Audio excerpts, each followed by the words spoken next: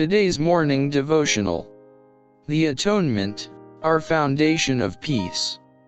Peace I leave with you, my peace I give unto you, not as the world giveth, give I unto you. Let not your heart be troubled, neither let it be afraid.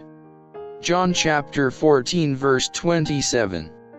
Jesus says, My peace I give unto you, not as the world giveth, give I unto you. Let not your heart be troubled, neither let it be afraid. The peace spoken of by the great teacher is larger and fuller than we have imagined. Christ is ready to do large things for us, to restore our natures by making us partakers of His divine nature. He waits to link our hearts with His heart of infinite love, in order that we may be fully reconciled to God. But it is our privilege to understand that God loves us as He loves His Son. When we believe in Christ as our personal Savior, the peace of Christ is ours. The reconciliation provided for us in the atonement of Christ is the foundation of our peace, but gloomy feelings are no evidence that the promises of God are of no effect. You look at your feelings, and because your outlook is not all brightness, you begin to draw more closely the garment of heaviness about your soul. You look within yourself, and think that God is forsaking you. You are to look to Christ.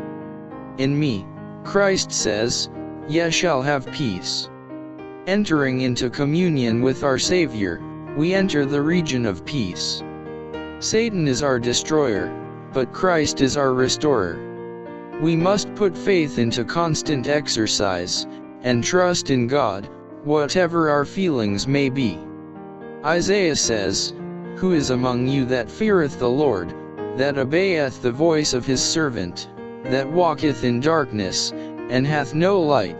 Let him trust in the name of the Lord, and stay upon his God.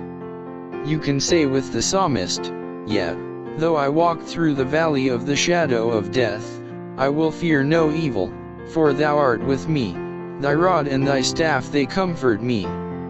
Thou preparest a table before me in the presence of mine enemies, thou anointest my head with oil, my cup runneth over. Surely goodness and mercy shall follow me all the days of my life, and I will dwell in the house of the Lord forever.